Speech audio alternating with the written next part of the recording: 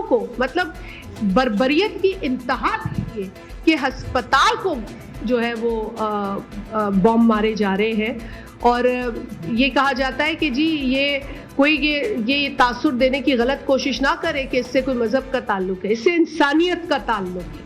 آپ نے دیکھا ہے کہ جو ہولوکاسٹ کے سروائیورز ہیں وہ تک اس بربریت کو کنڈیم کر رہے ہیں. وہ تو جوز ہیں نا, وہ تو یہودی ہیں, وہ بھی کنڈیم کر رہے ہیں, وہ بھی کہہ رہے ہیں کہ ہم اس زائنسٹ اسرائیل کے ساتھ نہیں ہیں جو کہ قتل عام کر رہا ہے معصوم لوگوں کا, خاص طور پہ جس طرح بچوں کو نشانہ بنایا جا رہا ہے.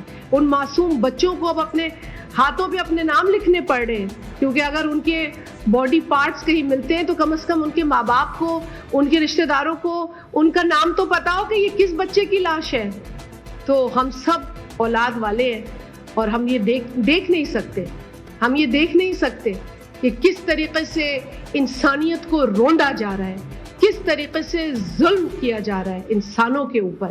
خدا کا خوف کرنا چاہیے ان لوگوں کو, اور یہ جو لوگ اپنی اس ناجائز گھنونی حرکت سے باز نہیں آ رہے, ان کو ایک بار پھر ہم آپ کے اس فورم سے, اس پلیٹ فارم سے یہ کہنا چاہ رہے ہیں کہ خدا را کچھ خوف کریں. کسی تو خدا کو ماننے والے ہو نا, کسی خدا کا خوف کر لو. اور یہی ہم آپ کے توسط سے ایک بار پھر, اور آج باہر بھی جو کراچی پریس کلب پہ یہاں پہ مظاہرہ ہو رہا ہے, اور تقریباً 40 کے قریب جرنلسٹ شہید ہو چکے ہیں غزہ کے اندر, ان کی فیملیز کو ٹارگٹ کیا گیا ہے. کل رات کو ایک جرنلسٹ کو ٹارگٹ کیا گیا ہے, اس کی پوری فیملی کو شہید کیا گیا ہے.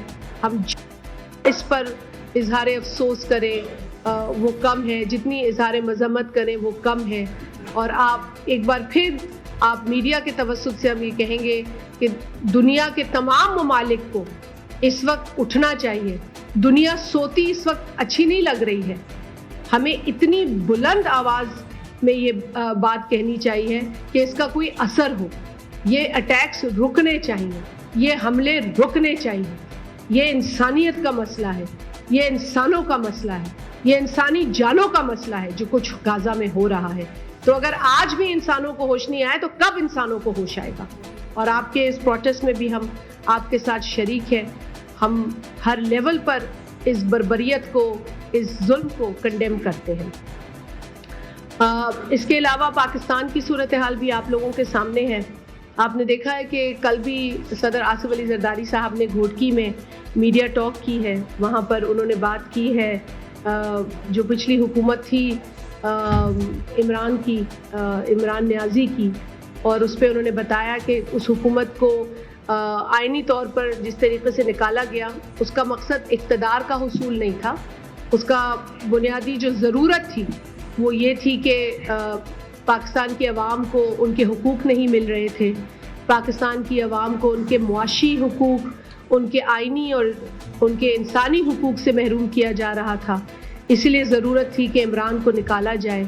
اور اس وقت پاکستان کی ترقی کو بھی جو ہے وہ ایک فل سٹاپ لگ چکا تھا. پاکستان آگے نہیں بڑھ رہا تھا. پاکستان میں جو کام ہونے چاہیے تھے وہ نہیں ہو رہے تھے, اور یہی وجہ ہے کہ عمران نیازی کو اس وقت ایک آئینی طریقے سے, قانونی طریقے سے حکومت سے نکالا گیا. اور گو کہ اس کے بعد اس نے یہ اپنی ذات پر لے لیا. اس نے سوچا کہ میں ایک ایسے تخت سے نکالا گیا ہوں جس تخت پر میں ہمیشہ رہنا چاہتا ہوں, جس تاج کو میں ہمیشہ پہننا چاہتا ہوں, مجھے ایسے جگہ سے نکالا گیا. اور آپ نے یہ بھی دیکھا کہ زرداری صاحب نے ان کی طرز حکمرانی کی بات کی, کیونکہ انہوں نے 8 برس کا ذکر کیا تو کے پی میں جو ان کی حکومت تھی وہ تقریباً اگر آپ وفاق کی اور صوبے کی ملا لیں تو 8 برس عمران نے حکومت کی ہے. اب حکومت کس طرح کی ہے وہ آپ کے سامنے ہے. اس شخص نے پاکستان کے اندر جو ہمارا سوشو پولیٹیکل فیبرک ہے, جو ہماری معاشرے کا جو ایک نقشہ ہے, اس کو خراب کرنے کی پوری کوشش کی ہے.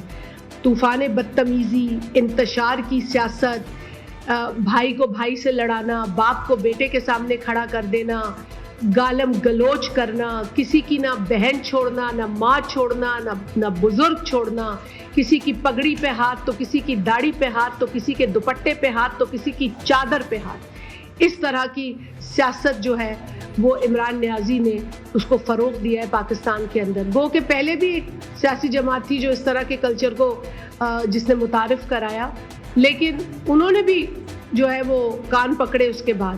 لیکن جس طرح عمران نیازی نے پاکستان میں اداروں کو ٹارگٹ کیا, پھر اس کے بعد سیاسی لوگوں کو ٹارگٹ کیا. دیکھیں, اختلاف آپ رکھ سکتے ہیں, آپ کا حق ہے, آپ کا ایک جمہوری حق ہے.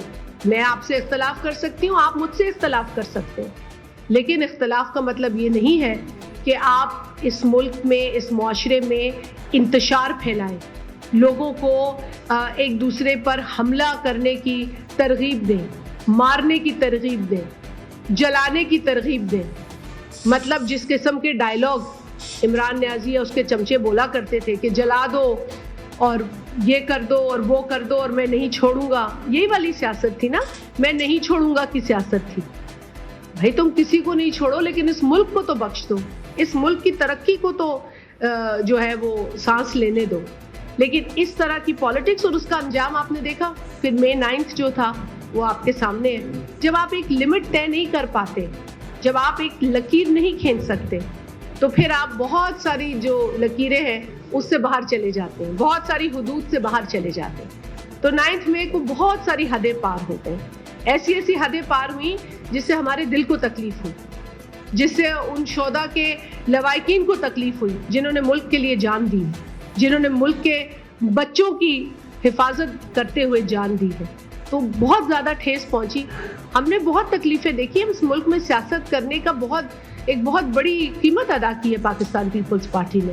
ہمیں اس ملک کی اعلیٰ عدلیہ نے پھانسی کی سزا سنائی, اور پھر اس کے بعد انہوں نے بے شک اس پھانسی کے اوپر افسوس کیا ہو, لیکن اس کے افسوس کرنے سے ہمارا عظیم لیڈر واپس تو نہیں آ سکتا, ہمارا قائد عوام واپس تو نہیں ملا ہمیں. ہاں, ان کا فلسفہ ہے, وہ ہمارے ساتھ ہے, وہ زندہ ہے. اسی لیے ہم کہتے ہیں زندہ ہے بھٹو, زندہ ہے, جس سے کہ لوگوں کو تکلیف ہوتی ہے, لوگوں کے دلوں میں کانٹے چبھتے ہیں, کوئی پتہ نہیں, ایسا لگتا ہے کہ نیچے کو کیل رکھ دی ہے ان کے. لیکن بھٹو کا فلسفہ ہے, وہ تو زندہ ہے, وہ تو زندہ ہی رہے گا, فلسفہ تھوڑی مر سکتا. You can kill a man, not an idea, جو شہید بی بی کہتی تھی. You can imprison a man, but not an idea. تو Bhutto is an idea that is alive. He's a philosophy that is alive in our hearts, in our souls. اور اس فلسفے کی بنیاد پر تو پیپلز پارٹی چل رہی ہے.